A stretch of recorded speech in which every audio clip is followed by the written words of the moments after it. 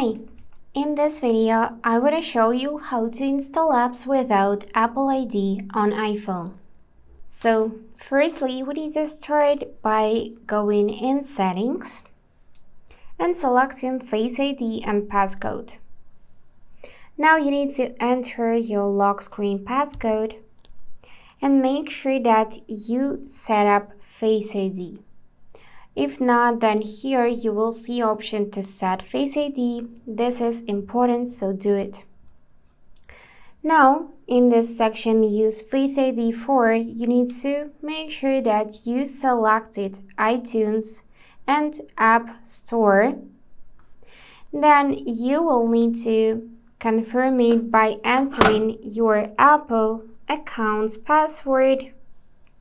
This is the last time, and tap OK.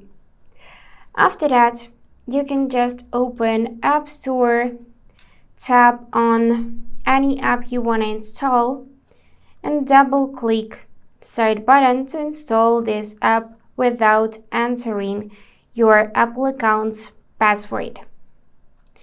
That's it for today. If this video was helpful, please subscribe, like, and comment. And I wish you all the best. Bye bye.